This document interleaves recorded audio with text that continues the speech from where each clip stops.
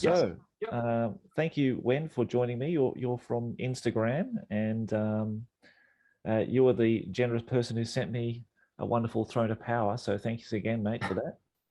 No worries. Thanks, Josh. Nice to meet you, and hello, everyone. And yeah, so Wen reached out and said, "Hey, Josh, would you like to cover issue 221 of White Dwarf?" And to be honest, I had forgotten completely about it until I had a look at it, and wow, it's an amazing issue, really incredible. So Yeah.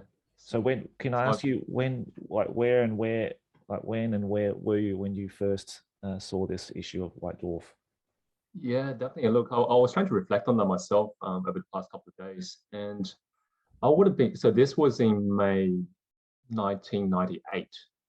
So I would have just started high school here in Australia, or in Sydney, Australia. So year seven-ish, in that early teens age. And if I'm not wrong, then I would have had someone like a classmate at the time who brought a copy of a White Dwarf to school earlier that day, which really just got my interest because it was toy soldiers painted. I had no idea this hobby existed. Well, actually, I was wrong. I've stumbled across a Games Workshop prior to that, but it was a very brief visit.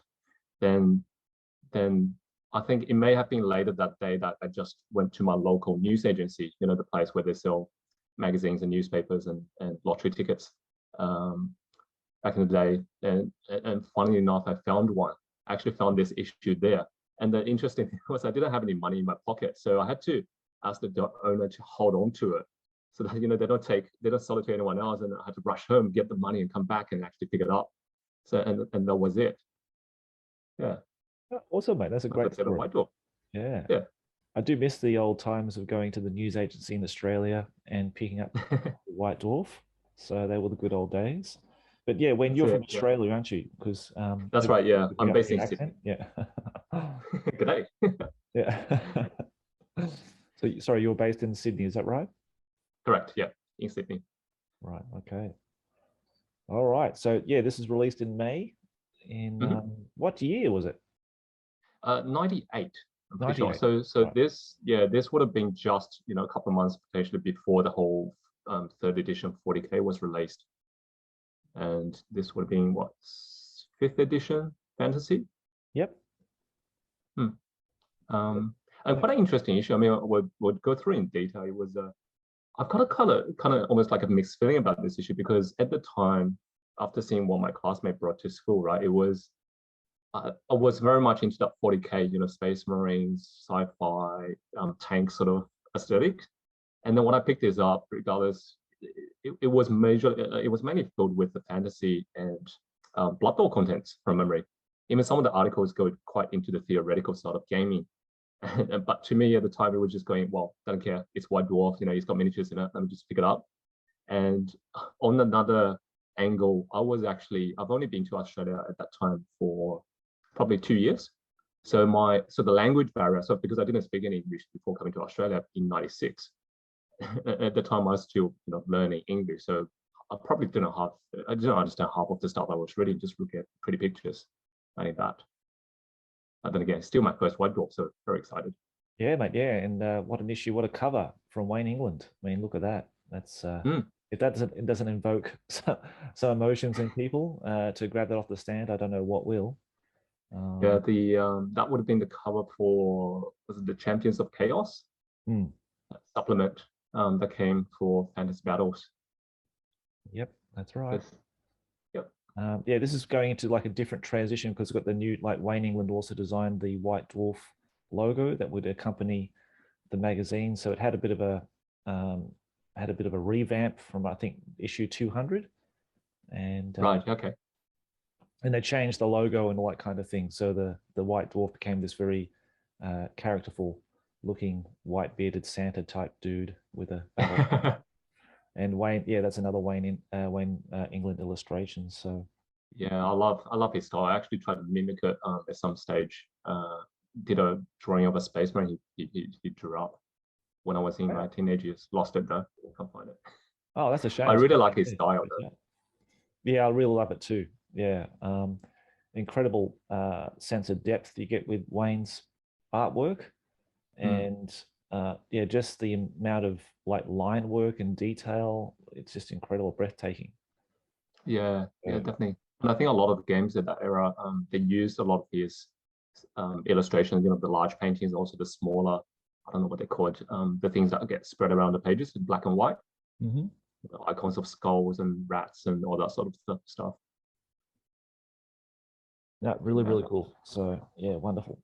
All right, let's go to the next page. And now, of course, this is the Australian edition of White Dwarf, because in Australia, Dave Taylor was like the head editor of the Australian White Dwarf magazine. So there were various issues, like we had the Aussie edition, we had the American and UK edition. I don't know if there are any other ones, but they're the three that I know the most. But yeah, in Australia, we'd always get the Australian edition. Now, I don't think there's much difference, was there, Win, between the Aussie? I actually wouldn't know, because I obviously the one I picked up is also the Australian edition, which was local at the time. However, I did notice some of the articles in this particular issue, or maybe a couple of articles in this issue, were from Australia. So I don't know whether the original UK edition or the other foreign editions included those as well. I would imagine they might include their own local substitutes for those couple of pages. Yeah. A majority of the content, I'm guessing, it would have been the same. Right. Now, as you can see here, some pictures here that will reveal a massive 48,000 point Warhammer Fantasy Battles game of 5th edition, which looks spectacular, and some familiar faces will be in there too that maybe people will know or recognize. We'll get that later, but you can see Gorka Morka and 40k 2nd edition there as well in the lineup. Of course, Champions of Chaos as a cover, and the Tale of Four Gamers, which is an awesome piece that they put into the White Dwarf, which is still remembered fondly today. Yeah, I love that. Love that. While you're on Gorka Morka, I realized that while looking at it, he actually said on the back cover there's a Gorka Morka piece. However, because it's the Australian edition, that got completely replaced by an ad for a campaign. So there's actually no Gorka Morka feature there. It's something that went through the editorial cracks. Right. Okay, I wasn't aware of that. Okay. Yeah. Now this model got a re-release, because I know it was painted differently before and had a different banner and everything like that. So this model just must have got repainted for the release of the Champions of Chaos. That's is it Egrim van Hortsman? Something along those lines. Right? Writing Bordros. I don't think that the dragon had a name before, the two-headed dragon. So Bordros is his name. It's quite an amazing model, isn't it? It's because he would have used the standard plastic wings and also the torso of the dragon in that era with the metal, I'm guessing, heads to make it a bit different from other dragons. Yep. And I was looking at it and going, that banner looks stunning. I don't know whether it's painted or because just the fade, the glazed sort of blending around that lighting effect. That's quite amazing. Yeah, it's definitely hand painted, and the model itself, the dragon would have been designed by Trish Morrison, and Ali Morrison would have done the rider and the saddle and that kind of thing. So good partnership there from the Marauder team. And it would have been the era when they started painting things a bit of a darker. Yes, it definitely the basing change and everything. I think that's why I based my Night Goblins in that style as well, because I was always wondered, why did I do it with the sand and the Goblin Green? It's probably because they changed it from this time forward, and they used the green tufts and all that kind of stuff. Yeah. So, okay, so this is the editorial team. Some people may know a few people here. So Dave Taylor, of course, has gone on to bigger and better things after leaving Games Workshop. Now he's owns his own like publishing company and helping people launch and kickstart their own books and that kind of thing. Yeah, definitely. He's in the US and doing like miniature war games consultation sort of services there.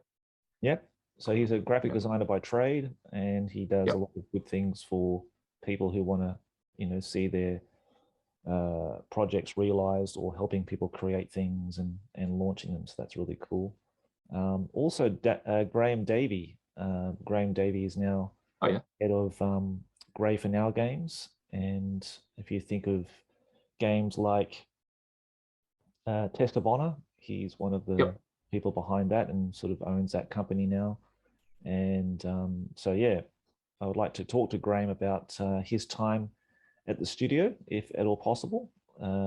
That'd be really good to hear from him because he's really active on Facebook with his own games and groups now. So it's good to see that yeah, he's still around. Oh wow, okay, yeah, because he had quite a memorable Chaos Space Marine army from memory, like Black Legion, very well painted. Oh, really? Okay. I wasn't aware of that. It would have been featured in some of the old, a couple of issues up this, where in comparison, like Paul Sawyer, he's seen Warlord games now. Yes. Yep, that's right. That bloke, yeah. He's and quite an interesting thing because I was flicking through some of the issues just before this and realized I could be wrong, but I think this may be the very first issue that Paul Sawyer actually took over as the editor, because it was the very first one that had his photo in there as editor. Right. Okay. So Adrian Wood was the former editor. Is that right? I'm not sure. I'm not sure what. I don't know. Yeah. You seem you sort of going up to the, sort of leading up to the top here. So maybe Adrian took Paul's job or whatever. I don't know in the end, but they do get a bit of a reshuffle every now and again just to refresh magazine and ideas and that kind of thing. So a lot of the other people I don't know, like Anthony Barth and Ian Strickland, I've never heard of these people. Andrew Sharman. So I don't know. Yeah, I don't know these guys. So. Okay, so we've got some guy here putting together. He's sort of the cardboard man. Yep. Simon Burton. So he's putting together the Imperial cardstock building that came with the Imperial Guard command bunker for 40k. It must be one of the last things they ever released for 40k, I think. Yeah, it's I remember trying to squint really hard, just look at a picture with the skull wings. So I just thought that artwork looks really amazing at the time, right? Even though it's cardboard, the visuals they've done to it, like the rust effect, that worn out effect, looks really, really good. And I think at the bottom, I think at the bottom is it the Gorka Morka fort or something like that. I think so. I think he's sort of pre-planning or how to design at a foam core all the segments that go together to make the buildings, and so he's very architecturally minded modeler. So it would have been a cool job to do that in the studio. And also I think Richard from Bringing Battle Games was talking about the Orc War Track and the Orc War Truck. Well, there they are. They're featured in this issue as saleable items. You can pick them up for $34.95 back in the day in Australia. And their data effects cards are in here too as well. So I'll have to check those out later. Paul Muller, former heavy metal painter. He became a miniature designer in his own right, and he did a lot of the Gorka Morka range of models during that time. And you can see he's sculpting the Gorka Morka muties, which I absolutely love. I think I've got a couple of those in my collection, and they're really hard to come by, those models. So I think the horse-based sort of miniatures are by Trish Morrison, as usual, and the riders are by Paul Muller. Right, cool. Okay, Gorka Morka is one of those games that just passed me by completely. I've never seen anybody play it. Anything about it. It's just about orcs and customization and orcs fighting orcs and that kind of thing. So I'll have to see it on the table at some point one day. But we've got Danish hobby manager Bo. Oh, I'm going to mess this one up. Tolstrup, I think would be his name. But he's out in the snow, freezing away. I don't know if his paints are freezing as he's painting them, but so, I was wondering about that. Yeah. Really thick paint. Paints. Back on, yeah. Denmark, eh? There's a bit of a story behind that that snippet of Baneblade, the beige and the red one. It's actually featured later on, but I can cover that off. I've got a bit of a story into that as I found out recently. Great. Okay, yeah. Cool. Yeah. Is it featured later in the article? It is, yeah. There's an article, a 2-page spread of a local Australian article on that. Right. Awesome. Okay. Now, this is just the news section. I don't think there's anything really amazing here, but it's mainly about Australian stores and their managers. I think Troy Forster gets a mention here. Yeah. And it talks about the stores around Australia at the time. Maybe you remember those, and New Zealand too, because New Zealand was And part New of Zealand, yeah. yeah. Here we go. So Thomas Pirinen brings his Champions of Chaos, and we can see a few different models. As you say, that the basing style has definitely changed. It's gone, and the painting styles are much more darker, more realistic.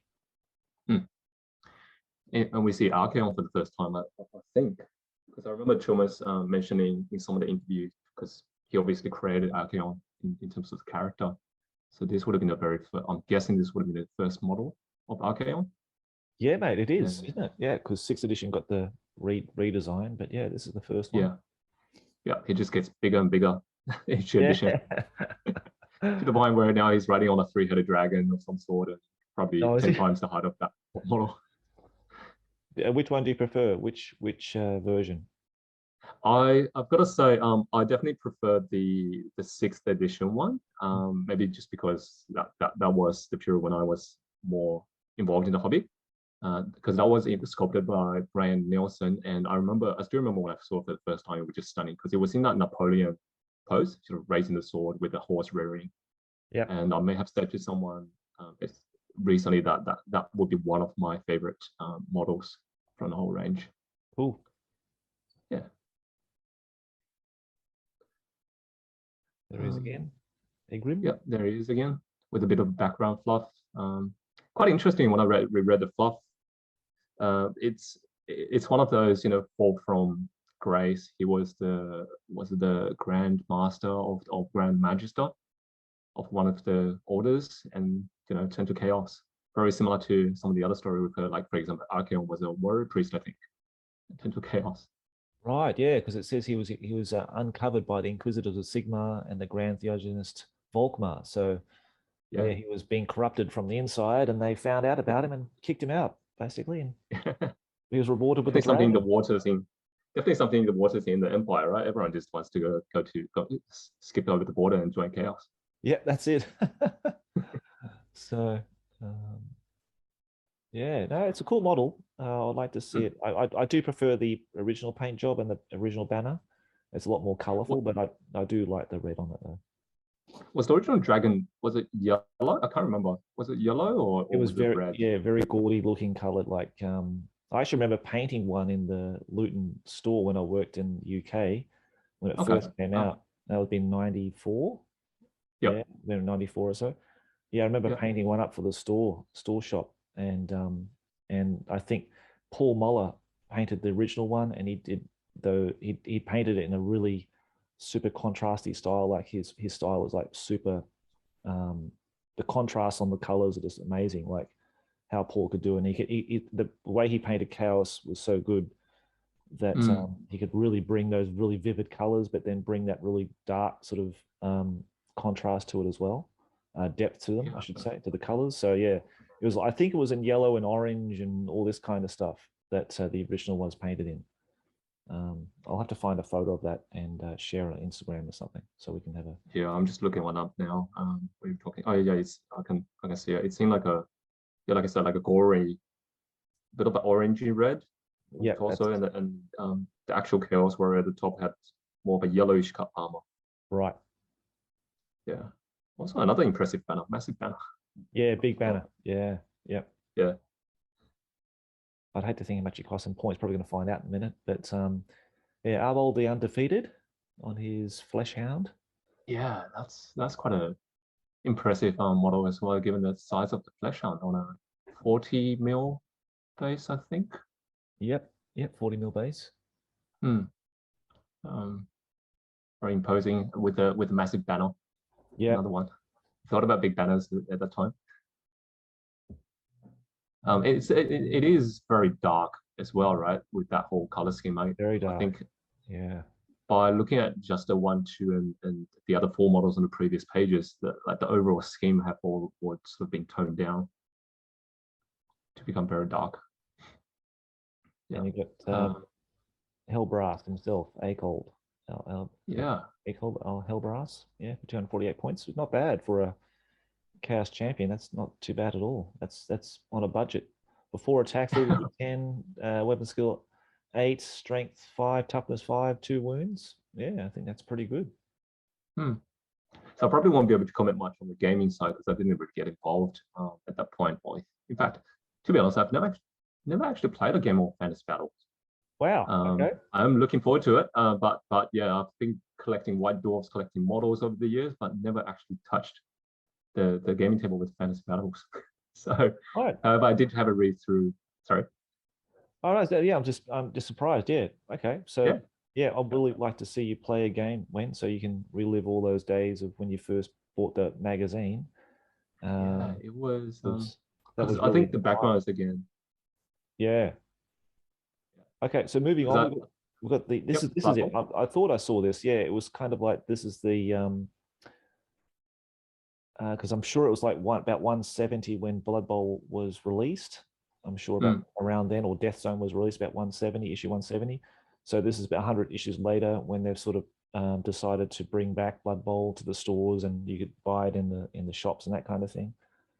So got a bit of a resurgence there. So yeah, the Grudge Bearers, classic Grudge Bearers. I mean, these were, you know, this is a game and figures that were released when I was actively playing in Australia in 92, 93, around that time. Yeah. So Blood Bowl was massive back then, Blood Bowl 3rd edition. So did you play Blood Bowl yourself at that time? Yes. Yeah, I did. Okay. And it wasn't until recently that another good Aussie bloke helped me out with getting another set and some miniatures so we could play it again. So Nice. with Death Zones had all the cards and everything in it, the dirty tricks and random events and magic items. It's awesome. Yeah, so I love Blood Bowl. I love this particular edition just for those cards. It's just really, really fun. So we're going to play it soon. But have you played it at all, Win? Not Blood Bowl. I got into the more recent version, which is Blitz Bowl. Right. It is smaller, so it's actually one of those Barnes and Nobles limited sort of products. So I managed to acquire a copy and got it sent over from the US because teams are smaller, but also it was something I was looking to get into with my kids.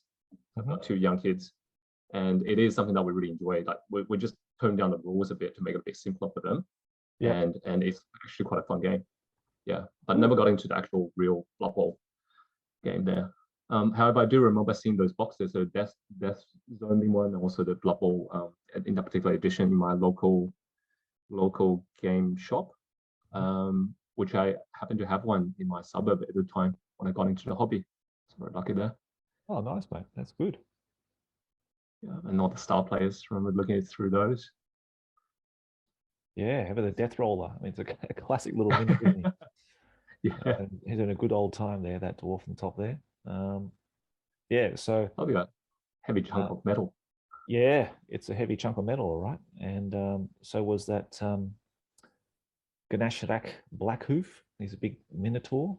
It's very not a bad minotaur actually, but that's a classic Paul Muller paint job. You know, that's is it? Okay. Yeah, his style was so very unique, I think, and it was very identifiable when you saw one of his works that, you know, had this incredible style of just contrasting from really dark to light and making these colors really pop on miniatures. But for Chaos, yeah, his paint style just suited Chaos so well.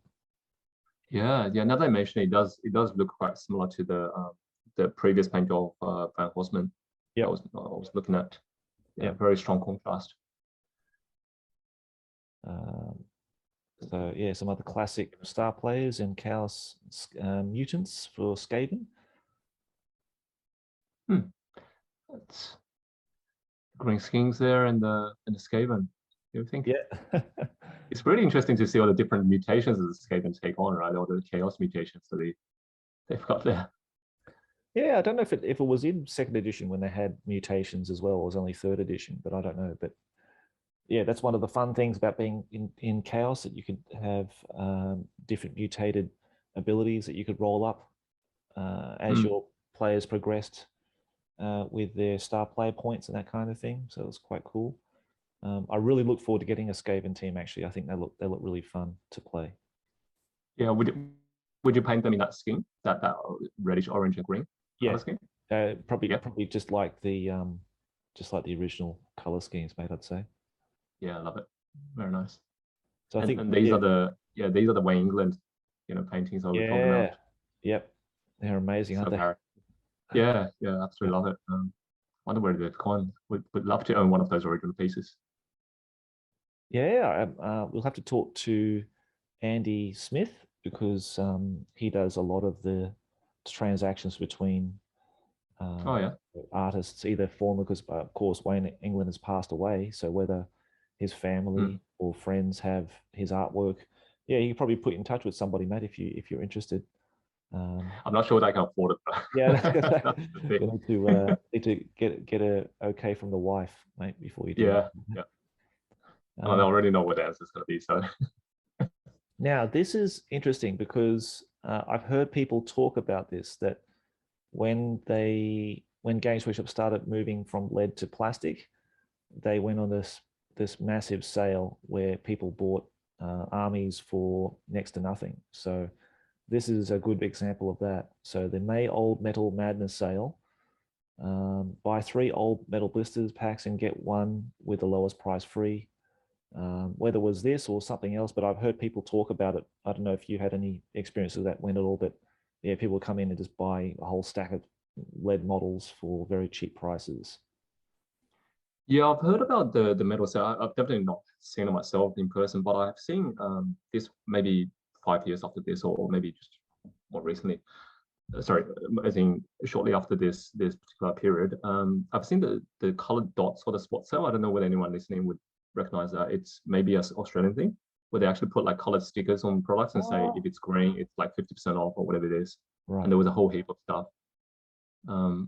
Yeah, and it wasn't just the metal model. It had books and things that were just outdated. And that wasn't a Games Workshop in Parramatta.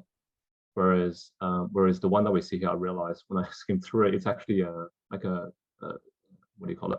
Independent chain, Right. stockist, as opposed to a Games Workshop. So Mind Games. Not Yeah. sure I was looking at that, the names, because they've got different names. They've got Mind Games, Mind Bogglers, and then they've got what's the other one? Mind Works. So whether they're all under the same company, but they had to trade under different names because of other stores with the same name or something. I don't know, but yeah, it's quite weird. I've actually got my copy of Spacewall Second Edition Codex has got a Mind Games sticker on the back of it. So the person really? Okay. who originally bought it from Mind Games. Yeah. That was my very first codex ever. Oh right. Space Wolves. Oh cool. Yeah. After it was the Space Wolves that really got me into it. Just that, very strong contrast between the Viking aesthetics and the whole sci-fi look. Nice. Oh mate, you did well there, because I think it's one of the best codexes for sure. Yeah. Now this one I've heard as well people talk about, but I can't remember actually seeing it. But they pitted the champions, or these characters from the old world, against each other in an arena of death, as they put it here, with Jim Mad as a Mad Thing Butler. So this is quite an interesting article.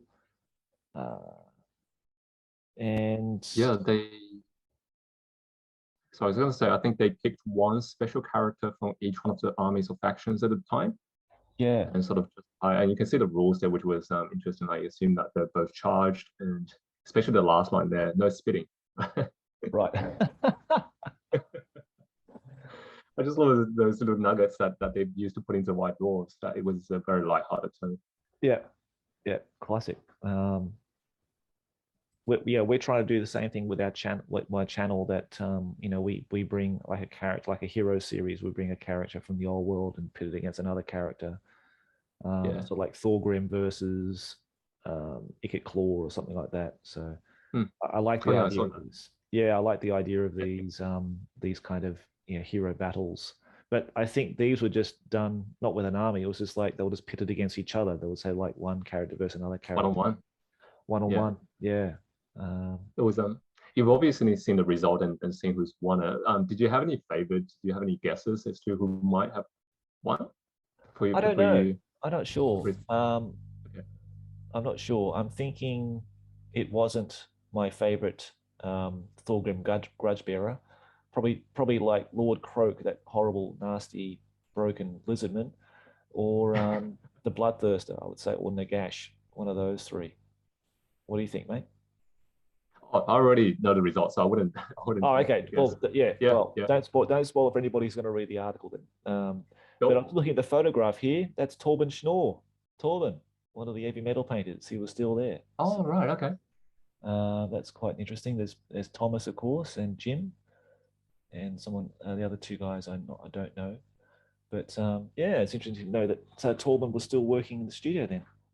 So Yeah. So obviously, looking at some of the photos where they actually had people around the table, it looks like that maybe one person took on a character and they sort of just pitted against each other. yeah, looks And sort like of, it. And they get to roll the dice and everything. So it's based on their dice rolls, or good or bad dice rolls, maybe.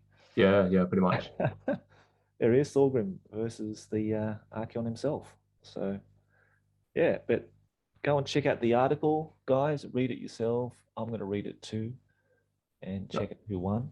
But you can see the crosses. Obviously, Thorgrim didn't make it, and Scarstick didn't make it. Or Scarstick making it, that's not a big surprise there.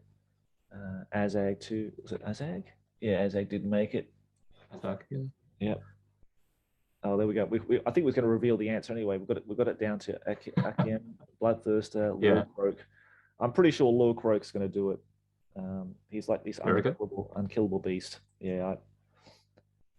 Yeah, Lord-Croak and the Bloodthirster. I knew it was going to be. Oh, the Bloodthirster one. Oh, good. Bloodthirster one. There we go. There you go. Yeah. That's the answer to all my problems. I'm just taking a Bloodthirster next time I face Lizardmen, and I'll kill every That's single it. one.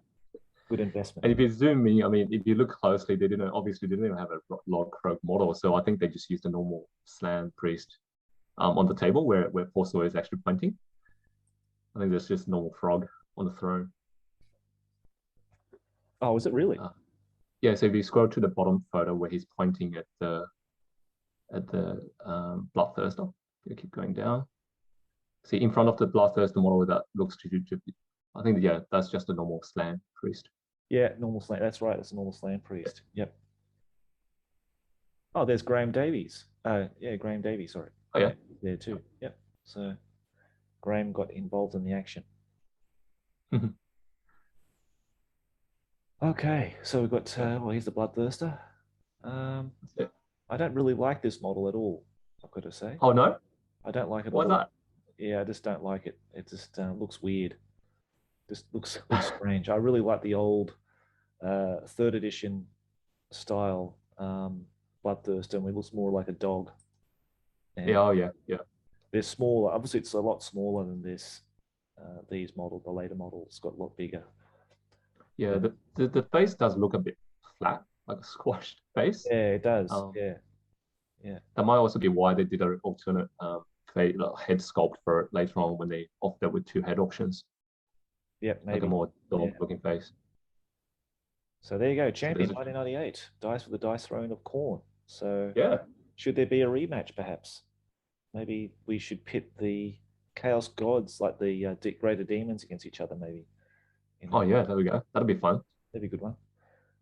So this one would be a good one for Richard and Jason at Bring and Battle Wargaming, because here's your article, mate. So by Gav Thorpe and Thomas about the Orc Vehicles, and to take your war tracks and your war trucks into your games of Warhammer 40k second edition for 50 points and 40 points apiece. So not bad. Now, so I think that's where they released models first for Gorka Walker and then ported into 40k. This is the fun rule here. So basically, it's the transport, the war truck, yeah. But the war truck may carry as many orc models as may be seriously fitted on the back. So you can put on as many as you can fit actually on the actual model. I think that's a really classic rule, that one. So yeah, but then you can supplement that with saying that, okay, well, if you move the truck and one falls off, then you've got to make a saving throw, or he dies, or or something like that, or whatever. But yeah, I think it always comes up in a discussion with the battle wagon. How many orcs can you fit on the battle wagon? Well, I think it's just how many you can actually fit on. So, and I think that's the rule they actually use in Gorka Walker. I know you mentioned you didn't get a test to play that, so I've actually started reading the rule. I didn't play it back in the day. It's something I'm looking to pick up with a couple of friends in maybe this year or next year. Actually get back into playing Gorka Walker. Cool. Great. Yeah, and that might also be why Gorkamorka models have that narrow base. It's not the round base. I don't know whether you've seen those to maybe make them fit better on the actual trucks. Oh yes, I have. I've seen. They're It's like kind an of like oval molded shape. on. They're molded onto the feet. They're kind of like board game piece bases, like they did for Warhammer Quest and that kind of thing. They are actually separate, but they are oval separate. shape, like an ellipse. Right. Yeah, they're separate plastic oval shape, which Right. just look kind of weird these days. It does look really weird. It looks like they're going to fall over. So yeah, that's it. And how to paint Blood Angels. Richard Baker tells us how he painted these Blood Angel Marines. So yeah, very much in the very original format style. Yep. Pretty simple. White base coat, paint red, add Blood Angel red, Blood Angel orange. Highlight, add extra colors to define all the edges. Blah blah blah. So yeah, it's just a time and tested formula of how to paint miniatures. I don't know how effective these were. Essentially, I've always sort of considered that how effective an article on how to paint miniatures is. I don't know. What do you think? Did they really help you at all? Definitely not me at the time because I just didn't have enough money to actually buy the models and the paint. Right. But one thing I thought was really interesting in this article was step 4. He actually said he actually glazed top half of the armor with blazing orange. And it's really hard to tell from the photo. That's why the photo looks like still a bit 2D, but like it just goes to show like the amount of effort they put into painting something like this, right? They've glazed it, and as well afterwards, I think they've coated with some red ink. So it's not simply just do red and do some black lining and move on. Yeah. Yeah. So if these kind of articles helped you, I think that's good. I think maybe reading through the process is probably more beneficial than actually looking at the pictures. I don't know, but yeah, obviously, they've all been superseded with video tutorials and that kind of thing nowadays. I don't think anybody looks at these kind of step-by-step tutorials anymore, but they're fun. They're good to see, but they're always kind of a little bit dishonest because I think they had like always the original model painted in the studio and then had like all these 3 or 4 models which were not the original model they painted. So it was fun. Yeah. And that was what I was trying to replicate with my Goblin Green tutorial. I don't know whether you record that. Goblin Green base. Yeah, I saw that. Yeah, it was good. Yeah. Yeah. Yeah, so if people want to see Wen's article, go to the 2nd edition 40K Facebook group, and I think is it pinned in the file section, mate? Is it? I can't remember. It is pinned in one of the groups that I post. I just can't remember where it is. Otherwise, Instagram. I've got that on my Instagram as well. If anyone's interested, I'll definitely drop links to Instagram account so people can check out your really good painting. Because you're a good painter now, mate. You say you didn't paint back then, but now you're a really good painter. So thank you. Yeah, just trying to find time with the young kids. I'm sure you have the same challenge. Yep, that's right, mate. Yeah, balancing it out is difficult. Sorry, that was Andy Ansell's Blood Angels Army. So I love this. This was the bit that really got me amazed. I mean, for someone that was looking for 40K material at the time, being young and all that, I just thought the scheme here, especially the dreadnought, nice and dark and with the metallics around it, it's quite amazing. Yeah, I was going to say he's got some Grey Knights in here too. Yeah, the old Grey Knights, right? The more I zoom in, the more pixelated it's going to get. But he's got Grey Knights, the old classic rotary Grey Knights, and an Inquisitor model. It looks like. Yep. It's a bit hard to make out, but yeah. This is one thing that when people talk about Warhammer Plus, that's that TV service. If they brought out digital White Dwarf magazines and they managed to enable the like a zoom function where you could really see close up clear pictures of all the old articles and pictures and that kind of thing, I'd be really interested in acquiring that service then, because that's the only thing, like all these old magazines, they've still got the old technology, all the old if they've got masters of all the photographs, they can rehash them so that you can zoom right in and get really nice clear photographs. That'd be wonderful. Now the old crazed man, my good friend Nigel, He's a really good bloke, and he loves his Bretonians. And this is Did you know him personally? We I worked met there? him. I met him in the studio. I met Oh him. He's wow, okay. a really nice guy. Yeah, he's very eccentric, and yeah, he had this little partitioned section of the studio upstairs. That it was tiny, like the most tiniest room I've ever seen. I don't know why they gave him such a small space, but he seemed comfortable enough in there. But yeah, he was working on the Lisbon army book at the time, and he had all these models that he had made. They weren't because they had Mm. no models in production at that time. So he'd made his own Palanquin, and he'd made all the units of Lisbon proxies and all this kind of stuff he was playtesting with. And he said, "Oh, do you have any?" And I don't know why I came to see him for something, maybe about Lisbon or whatever, because I was painting them at the time.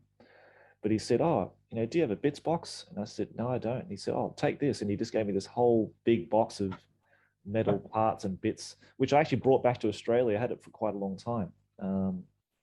And I don't know where it all went now. It's all filtered through various different trades, or I just gave it to people or whatever. But yeah, he just gave me a big box of stuff, and then he said, "Oh, look at this," and he had on the floor, he had like this big campaign map that he was playing World War II with the other guys after work, and I had zero knowledge or interest in World War II at that time. But yeah, a lot of the studio staff like Nigel and Rick and all those guys used to play a lot of historical campaigns and stuff after work, because they weren't, even though they worked in Games Workshop, they were not necessarily playing the games on a free time basis. They were very much and very serious historical gamers. So Yeah, that doesn't surprise me. That I would suspect that's what's happening.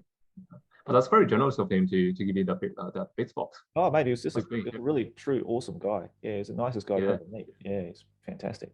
So yeah, he of all the people I met in the studio left me with the biggest impression, because yeah, he was such a really cool guy, and mad as anything. Like he was a nutter. It's a complete nutter. But he used to go on all these trips around, because I think most of them, like Rick and a few other guys, are yep. either trained archaeologists or they're sort of Mhm.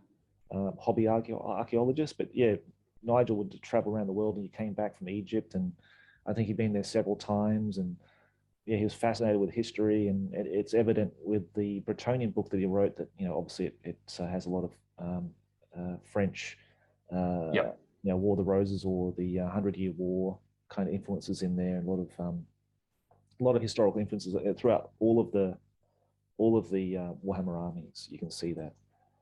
Yeah, So yeah. I love the Like history. he's reading through this article and rereading it recently. It just goes to show how much passion he's got for the Bretonians or the army, because he talks about, especially maybe the couple of pages after this, about the heraldry and all the kind of detail he's put into doing the banners and the scar and the damages on the shields and stuff. That's really really cool. Just that Yeah, level of dedication. yeah, he's a decent painter too, Hmm. Nigel, which surprised me when I saw this, because I thought, oh, these are from the studio, and no, it's his own. These are his own models. So Yeah, yeah. um, I'm pretty sure he probably would have played these in some historical games as well, because you could easily just transfer these into a historical setting without any problem. I think, That's it. Yeah. but He's also writing about coming up with the background for the army. The whole thematic lore behind it. I think he said that he's got a couple of options in mind, and then that also influenced not just what he built for the army, but also um, I think it was maybe this page, no, the one after, where he started building like a castle for it to the extent. He was going, right, wow. he's falling into it. yeah, Like, he's a yeah. good guy. He attended one of the Bring Out Your Lead events, maybe Oh 4 yeah. years ago. Yeah, he did Okay. go there. Yeah, there are pictures, and I think Davide from Italy met him, and Hmm. I think he insulted Davide, something about Bretonians. I think Davide mentioned something about Bretonians, but in a negative way. And then Okay. Nigel, just joking, he said, "Oh, you're an absolute idiot or fool or something like that or whatever." So yeah, I think they had a good time. I think Nigel brought his Bretonian army to the event, if memory serves me well. Um, Oh, so he still has it, I the think same so. I army. believe so. Yeah, I believe he does. He still has it. So there he is. There's his castle. Look at that. Yep. Out of baked bean cartons, cans, and other things, right? Yep. So anything's possible if you've got materials and the mindset, the will, the motivation. Yeah, go and make your own castle. Also got balsa wood and everything in there. It's got like cork and all kinds of stuff, foam. So yeah, very. Yeah, I've seen the Perrys. The Perrys did a castle too, which looks amazing as well. Around this time, like a very sort of French style castle. Now, Blood Bowl, Gav Thorpe's coming back with maybe some tactics on the undead. It looks like things that go bump in the night. Won't be able to comment too much on the tactics, but the orcs featured there. I tried to replicate that scheme on my plastic orc team that I use for Blitzball. Oh, cool! Because I just fell in love with it. It's that strong contrast of bright yellows, or that the orangey yellow and the green skin. Because that got really stuck in my mind after seeing it all these years ago. Yeah, because that's the Auckland Raider. That's it. Yeah, so using vampires and mummies and wights and ghouls. So death warmed up. I'd like to play undead in Blood Bowl. I'd like to just see what they're like because I know they're very slow, but I think maybe the ghouls might be quite fast, but I think all the other ones are quite slow to play. But yeah, it'd be interesting. Yeah, I heard it's quite dividing. Like some people absolutely love it, and some people just touch it and go, "No, I don't want to play it again." It's quite interesting. Yeah. I mean, I've not had a chance to play it, so I can't really comment there. But I love how they include all the tactics in there around where do you move your linemen, where do you move your catchers, and all that around the field. The Champion of Death.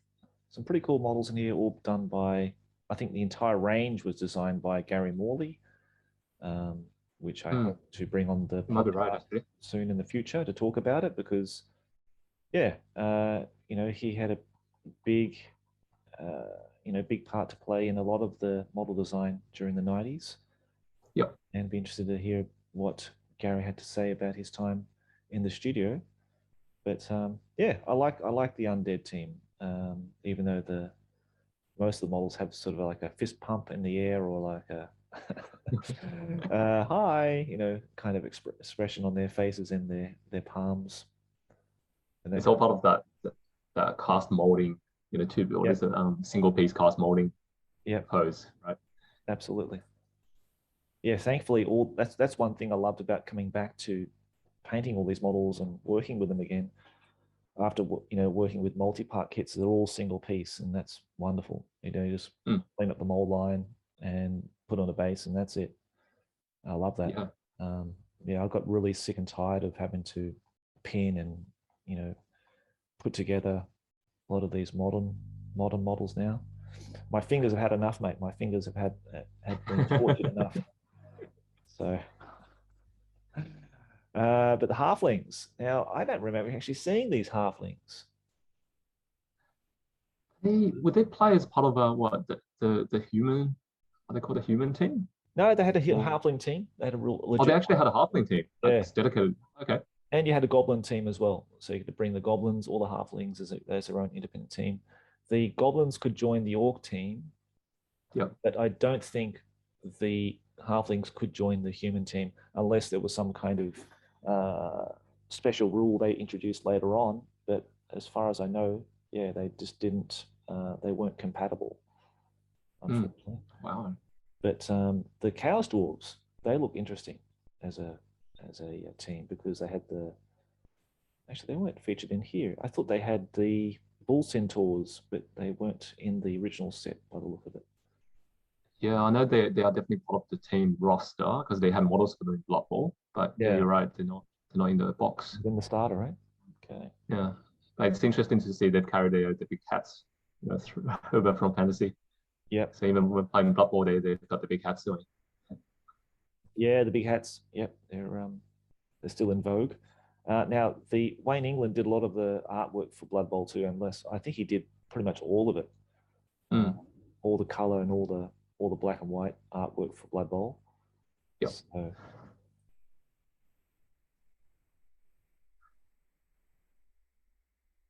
okay, so if you're interested in playing the Undead, the Champions of Death, then please read this article. Check out how Gav would use them in a game of 3rd edition. So here we go, The Tale of Four Gamers by Robin Dews. Now, my old store manager from the Oxford store, Richard Gunson, he's taking the Bretonians. I saw he was your manager at the time. Yeah, he was my manager. Yeah, he's the guy who hired me at the Oxford Plaza store way back in '94. So, thanks, Richard, if you're listening. I mean, this is one of the best articles I think they've ever published in White Dwarf. Just the fact that, I mean, there's still recent iterations of it, because I think nowadays with White Dwarf, almost every issue has a new Tale of Four Gamers, whether it's 40K or something else. But this is the original one that started off. For those of you who may not be aware, and what I love the most is, other than the fact that they are all just magnificent painters, is the fact that they've actually got a budget. Right. That's what made it really interesting, because they actually planned it and did savings. So they had an allocated budget per month, and it was interesting to see how they planned this, to do their purchases, and some of them had to go to the store opening because you can get 2 blister packs and they get the 3rd one for free, and it was really interesting to read through that. And they're just stunning armies as you scroll down, especially the one that Paul Sawyer's done. I just love that Beastman army, the black scheme with that terrain piece he's made from scratch. Yep. Yeah, some kind of stone or not an obelisk or something like that he made. Yeah. Richard's a really good painter too. Yeah. So he did a really nice looking Bretonian army. Again, I think Richard was like he came from a historical background. So it seems fitting that he chose Bretonians. So yeah, very cool looking army. Especially the standard bearer, the ground up standard bearer looks very nice. Yeah, I think that's custom made standard, isn't it? Right. That's custom made. Right. Yeah, it looks like it, mate. Yeah. So this Skaven army looked really nice too. I really liked how this Skaven army was. The models comprising it, and the battle standard bearer looks awesome. I really like this color scheme. Yeah, I love that banner. Very cool. Is that one of the? Do you know whether that's one of the standards out of the army book photocopy pages, or it is, because I painted one for myself for my own standard battle standard. Oh, great! So, okay, I must have missed that. It's glorious banner. Yeah, the old army books are great in that sense. They had like a photocopial page that you could photocopy. I just varnish both sides and paint them, and they're hit and miss, because sometimes the paper can be very thin and it can be quite fragile, but so far so good in that nothing has torn or anything like that. But it's a good way to get, if you want the original look of the banners, it's a great way of doing it. Nice. Now, these are the Australian stores. New South Wales, New Zealand, South Australia, Victoria. Now, Queensland, we did have a store in Brisbane, which I may have gone to. I can't remember. I can't even remember going to the Brisbane store, to be honest. I did go to your Sydney store, mate. I did go to the Sydney shop when I came back. Did you get that? Yeah. Yeah, when I first came back. That was a very interesting interview I had with the Games Workshop people there that lasted for about maybe less than 5 minutes, and then I was really? I was out the door in 5 minutes. So that's how long my interview lasted, mate. So as you can gather, it didn't go too well. But yeah, after that, I went to the Sydney store before flying back to Queensland. So yeah, it was interesting. Right. I picked up some orc boys for my fantasy army back then too in blister, because they were still available then. Nice. Rampage. Any memories here, mate, going to one of these Rampage events? No.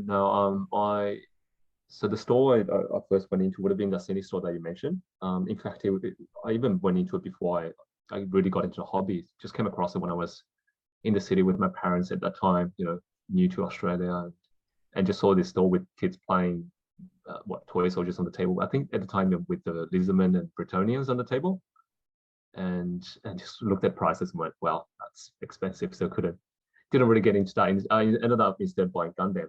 So with that was my hobby before I got into Warhammer. Right. Cool. Yep. Mate, Japan would have been your perfect home then if you like Gundam. That's, yeah. now, looking at pricing, you could buy the box set, original 5th edition box set, plus an army book. Now, the normal price for that, which surprises me, $279. That seems really expensive. So I can't remember how much. Not cheap, is it? I was just going to say. Yeah, that's not cheap, mate. I bought a box set of 5th edition here in Japan from my good mate James in Japan here for $100, and that was brand new in shrink wrap. So wow. I think I got a good deal. I forget how expensive these things were. So that's really expensive. Wow, I'm really shocked by that. And that's supposed to be a special for $190. I mean, I don't know how kids afforded it then. That's right. Unless you go with their is it the 25? No, there we go. In that explosion bubble where it says buy 3 box sets and get 1 for free. So maybe grab three of the big box sets. You essentially pay for 2. You get the 3rd one for free. Yep, that's right. They did the same thing in the UK a lot. These grand openings, and they had these kind of deals. But I don't know. It seemed cheaper back then. But maybe it's just in respect of the timeline that I'm looking at issues that are, 100 issues earlier. So that could be a big thing. Plus, they're importing stuff into Australia, which wouldn't be cheap. Yeah, so true. All that on top of that as well. But here you go. There's your Baneblade, mate. Yeah. So this is what I suspect is a local. It is in fact a local Australian article, which may not be featured in those foreign issues. What I was going to say is that there's a couple of names there. So we talked about Dave Taylor, who's in the photo with the cap in the front, the black cap in the front. There's also Matthew Weaver. Oh, so he's the guy with the sunnies. He also is in the photo further down, which is in the red t-shirt. So he's the guy that made that Baneblade. Right. And he's actually working in my local game shop here, Good Games in Top Ryde, as a store manager. So it's a game that sells board games and miniature games and all of that. So he ended, I believe he was initially working with Dave Taylor on the White Dwarf magazine. So he would have been one of the 3 people. So Dave Taylor, Matt Weaver, and also Justin, he's also in the photo with the sunnies on, Justin Keyes. The 3 of them were always featured as the editorial team for it. So Matt's extremely good at, the hobby side of things. He'll make like crazy terrain. He'll make those, for example, the Baneblade here. But what I also found out after having a chat with him recently, because just, chatting with him in the shop, he actually made, I don't know whether you remember, there was this massive display maybe a couple of years before this of the Praetorian Imperial Guard versus the Orcs. Is it the Big Tooth River or something like that with the squiggle? Yeah. So Matt Weaver actually made that squiggle. Oh, right. Isabel. So it's this massive armored dinosaur-looking thing. Unfortunately, it's not here, but he told me he made that. Well, actually, it was called out in one of the White Dwarfs or the codexes, or 3rd edition codex later on. That's got his name next to it. And the story behind that was that he actually tried to sculpt a penis onto the squiggle to show that he's a male. and Jervis Johnson was the one who said, no, let's not do that. So yeah, just scratch that. That's one step too far, I think. Yeah. So. But he's extremely talented just with and I think he does like freelance drawings and art or that terrain making. He actually makes tables for local stores these days. Cool. That's great to hear. Yeah. Excellent. I got no idea how he made that Baneblade. Something like that didn't exist at the time. So it would have been plastic card or maybe some other World War II plastic models he just painted over, sculpted over. Yeah, there's a very old issue of White Dwarf where they tell you how to make one, scratch build out of cardboard. And oh, cool. Yeah. My other good Aussie mate Marcus, he made his own Baneblade. I think he still got it. Nice. At home, back from the really early 90s that he made those. Yeah, so he probably followed an article or something close to it to make that. So that's a good bit of Aussie history there. Now, the Black Library, it was a thing back in the day. So they've got Warhammer Monthly, which I've never that's a seen. comic book. Inferno, I've never seen. And the Compendium Blood Bowl Compendium, which I also have never seen. Oh, And okay. the journal's still around, which is amazing. I have seen some of the journals, but not this era of journal. But Right. Okay. Yeah, I've got a couple of the older issues and maybe some from that era. But Inferno, I've got some of those, and yeah, also the comic book, which is the Warhammer Monthly.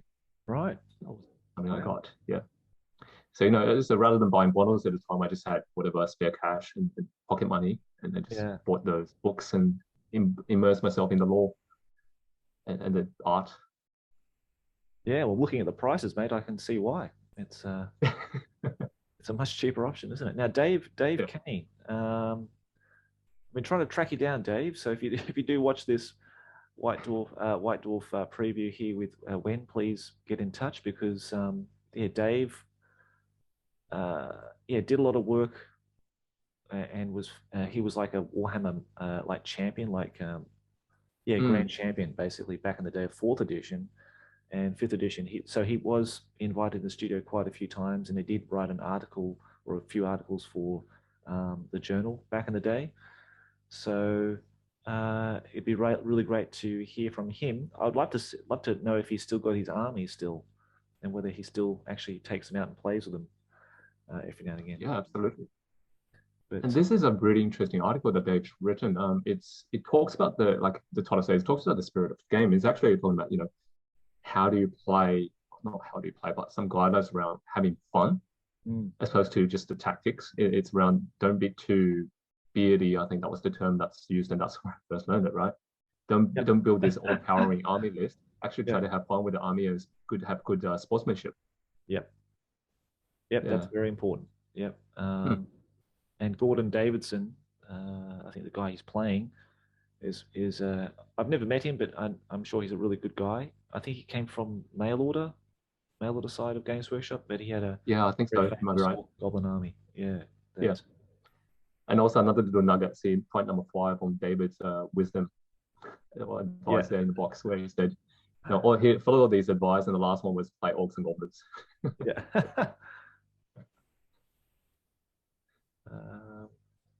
So it's got good advice from all the guys in the studio. Looks like. Yeah. Play the game. Don't be a dick, as Kent would say. Kent Fury.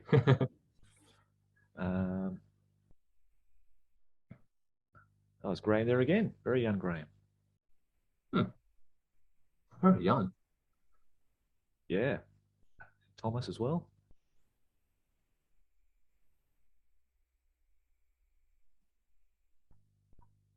Yeah, don't strangle your opponent like Adrian's doing there. Are you familiar with Nick Davis? I've seen that name. No, I'm not. No. Okay. So maybe he would have been around the era, and he was featured quite regularly in the issues maybe after this. He did a lot of the army collecting articles around how to build a 2,000 point army, but also some terrain tips. It's like building Lisbon terrain from scratch and all that sort of stuff, which was really interesting. Cool. Okay. I'll have to. Yeah. Again, I don't know. Maybe I sort of just dropped off Games Workshop around this time, or maybe I did have these White Dwarves. I just don't remember them. But I remember this Steel Mania because I featured it on Facebook a couple of times. But yeah, Steel Mania's kind of biblical, commandments, if you like, for Warhammer, how to play Warhammer, and they're quite famous now. So basically, he's saying, I don't know whether he adopts these rules to his own way of wargaming, but basically, write a 2,000 point list. I think he talks about varnishing them with gloss varnish 3 times, which is quite funny. But never change it and just play the same army over and over and over again. I was thinking of that point when you mentioned he's still got his Bretonian army all these years back. Maybe that's why. Yeah, maybe that's why he maybe just created that army and that was it. So this philosophy that Steel Mania has become renowned with people of this generation anyway. And I'll be really interested to know if actually people have adopted this philosophy in their own gaming, which is quite cool. He said Nigel probably has a lot of influence, maybe still to this day with that. Yeah. Now this is the Black Library. article. I think we're just going to Yeah, go. they're just talking about different publications and what they are pretty much. And for anyone familiar with Karl Kopinski, who ended up being one of the prominent game social painters. So he did the the Space Marine on the previous page and also this Chaos Mutant Spawn thing. I did like that. Yeah. Did like that bit of artwork. Yeah, that's good. Yeah. So he did that, and I think then he started picking things up and went into painting more than just the comic book side. Right. And became one of the lead artists. Cool. Yeah, very very talented. Now this is a set of games, or a game that I remember fondly. That's Won the Quest, but we talked about it with Chris recently on the podcast. He acquired a brand new in shrink wrap, I believe, of this course. Brand new. Wow. Yeah, and the 2 expansions as well on eBay. He would have paid a fair price for it, but he got his dream game back again. I've managed to pick up copy up, not a complete copy up, maybe last year from someone local in Australia. I think actually Queensland, that's where it got sent down. It didn't have some of the miniature. It didn't have those gates, the plastic gates, but it had like the books and the tiles in pristine condition. So I think that's all I needed, and the cards obviously. Yeah. And basically, I've got all the game components, just the miniatures I can substitute with some other ones, and looking forward to play with my boys. Oh, that's good. Yeah. I think there's a lot of resources now you can just print out. That's right. If you've got all the internal stuff, that's fine. It's just the miniatures you need to proxy, and some doors. Well, you can probably print them out or find them for sale somewhere. But mate, you got your set, Matty. That's good. All right, now this is the big battle. It's a 48,000 point game played on a 14-foot by 6-foot table, with probably some recognizable faces here with the Perry brothers, and we've got Gordon again. Yep, we've got Rennie. Rennie. And yeah. Is it Ronnie? Sorry, Ronnie. Ronnie Renton. Yeah, but I love this. I love this Fog of War style. We do this for Epic. We play Epic Space Marine, but they're doing it here. I think that's an excellent idea. I think we should do that more often with our fantasy games. I like that sort of secret deployment. Element of surprise. Yeah, I love that. I love that element of surprise part of War. It was lovely it was funny to read that commentary down the bottom under the picture where it says a free roll on the random terrain table landed a Bing and 2 polystyrene boards on the table. Yeah. It's very cheeky, right? So I think this article was written by Jervis Johnson and Thomas. Yeah. Yeah. It was just really fun. And that, I believe, they're playing in the Perry twins' home. Yes. At that period, I think it mentioned somewhere in the article or the battle report, just with all their historical wargaming, paintings and the swords and helmets, everything in their collection. Yeah, it's incredible. Yeah. They still invite a lot of those guys over to play historical games even now. So, I've seen some of their posts on Facebook. Great, isn't it? Yeah. Great. But yeah, John Stallard. Warlord Games now. Yep, part of Warlord Games. Right. And what an amazing collection it's got. Yeah. I think he's using either his own, and it's part of the studio, and part of the Perry Brothers collection, and part of other people. So there's like 4 steam tanks. There's 5, 6 steam tanks. One's a studio one, or the Perry's ones, and the other ones are probably just borrowed from other people, or as part of other people's collections or whatever. But yeah, that's a lot of Empire. That's just insane. Yeah, it's and I love the colors. The contrast between those colors of the Empire army. It's just stunning to see them all arrayed on the table. And I was also thinking, because you can see that they've used the same fuel and the same background, right?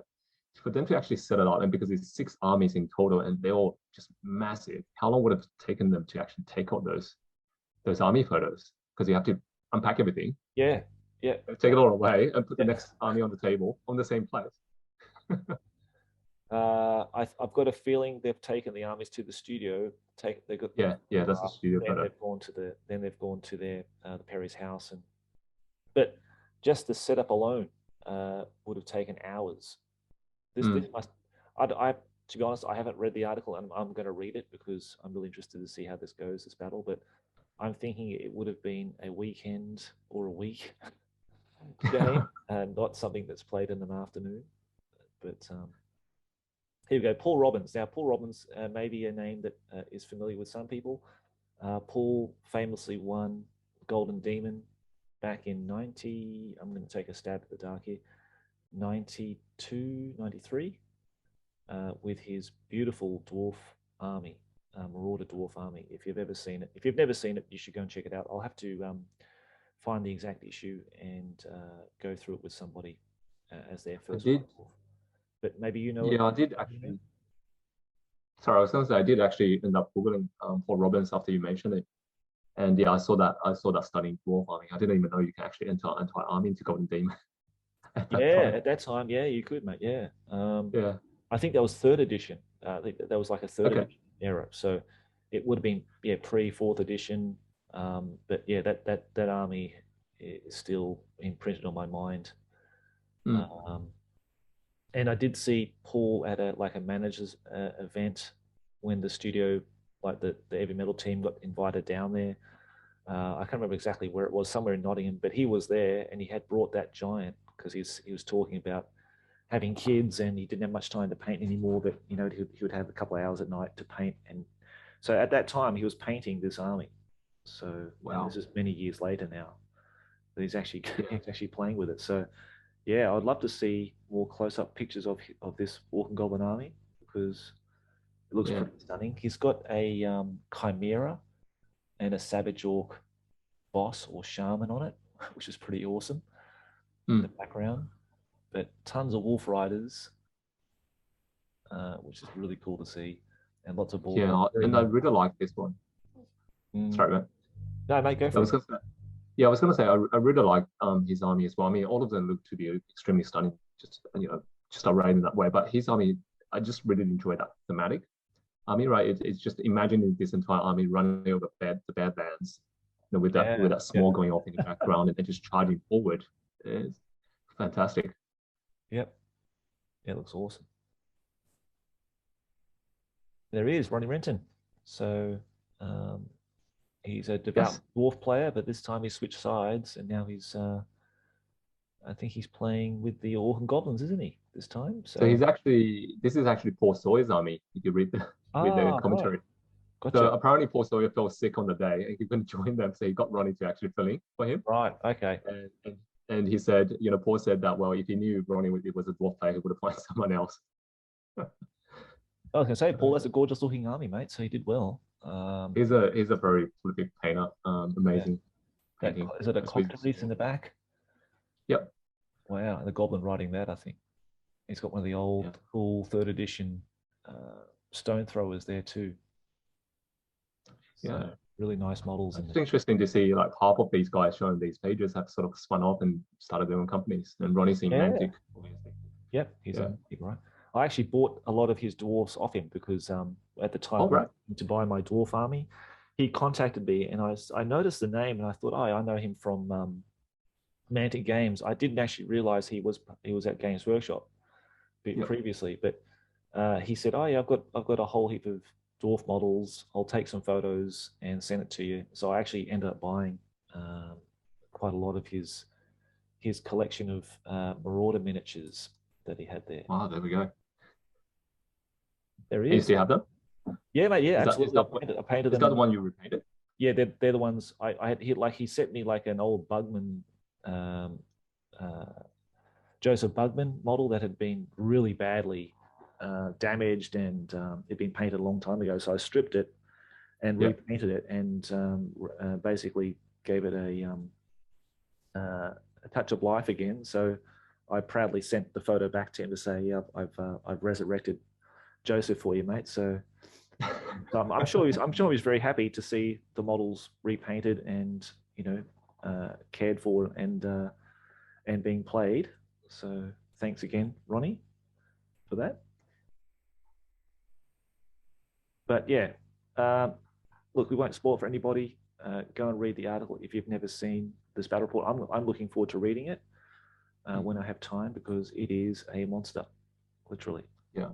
It is a shame there's not much of a close-up photos of the armies because just the sheer scale of it. So the best photos we're getting are the ones that were on the previous pages where they've lined everything up for the army shots. yeah, Yeah. you can definitely tell someone's taken photos at their home with a Mhm. like a really old style camera, and they've just had to process the photos and hope for the best that they came out okay, and they just took the best ones they had for the article, it looks like. So yeah, it was not done under like camera studio lights and all the right conditions. Um, but yeah, would have been just awesome just be part of that game or just to watch it or whatever. Absolutely. Cool. Yeah. Yeah. Stunning scenery and terrain on the table as well at the Perry Drinks. Oh, okay. So Gordon is as static as Perry's general is slaying. So we know the general copped it. Maybe with the Doom Diver. And they go through the aftermath. So again, we won't spoil it for anybody. They want to read it. Yep. It looks like a fun battle. Okay, we're going to skip through all these. The stockist pages for Australia, and looks like New Zealand as well. Mail order troll. Now, when I talk about someone coming in the night and stealing all those miniatures that you had and you don't know where they've gone, I think it's the mail order trolls coming back. And here he is. He's got his boxes full of things, his trinkets of all the models in Yep. your cupboards. He's taking them back again. So, as a troll would do. Okay, so we just got some promo pics or advertising here. And this is the time when you could buy bits.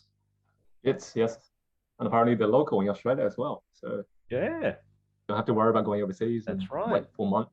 That's right. Yeah. So there was a local service where you could buy your bits. That is good, isn't it? Let's have a Yeah. look at these prices. So Warhammer box game costs $140 in Australia at this time. Warhammer Magic, $75. And the campaign packs at $40 a piece. Wow. Chaos Dragon, Urgrim costs costs $75. So yeah. Still not that cheap, right? I mean, 20 years on, 20 odd Yeah. years on. Yeah, not that cheap. Yeah. Blood Bowl cost $100. That's quite expensive when you think about it. You compare it to the fantasy box set. I think. Given how many models you only get 2 teams. Yeah, I did a quick look up because the Chaos Dragon, Horseman model that cost 75, right? So I had a look on Games Workshop website just to see out of curiosity, $75 Australian. What would that get you these days? And the one that I found was I don't know whether you know that there's the plastic Dark Elves cauldron of, was it the Blood Cauldron? Yeah. With the Avatar of K on it, that's $75. Oh, really? Yeah. Wow. Insane. So it's quite a sizable model though. But it is obviously plastic, not made out of metal like those days though. Yeah. And that's that's the back pages, cover. mate. That's 100 pages. We did it. Yep. We've yeah, nice one. That's the back cover with the Space Wolf. Yeah, the cover of the second edition Space Wolf artwork from Jeff Taylor, eh? So That's awesome. it. That's a nice way to end it. Mate, it's a great journey. I've really enjoyed covering this issue with you, issue 221. Oh, thank you. And I hope you enjoyed this nostalgia trip we've just been on, mate. So you've got your own copy, as you showed me, in your hands, so you can read it anytime you like, which is even better. You can relive all those memories. Okay, so and to the viewers, thank you very much for watching. I hope this has been entertaining for you. And pick up your issue of 221 today for it $9.95. It was back in May '98. So quite a good price. All right, thank you so much for the invite, Josh. Mate, my pleasure. And it's really good to talk to you. And thanks again for sending me that Dwarf Throne of Power. Of course, it's gone into the hands of a a person worthy to hold the Throne of Power. As you know, I've already got one, so I gave it to one of my good mates here in Japan, and he's really, really thankful for that. So thank you very much again, mate, for your generosity. No worries at all, and keep up the good work. Thanks, mate. I endeavour to do so. All right, and keep on painting. I'll leave links there if you want to check out Wen's Instagram. Go and check out what he's working on and follow him, please. So, Wen, take care, mate. Enjoy the rest of your day, and catch you again soon. You too, Josh. Take care. Okay, mate. See you, everyone.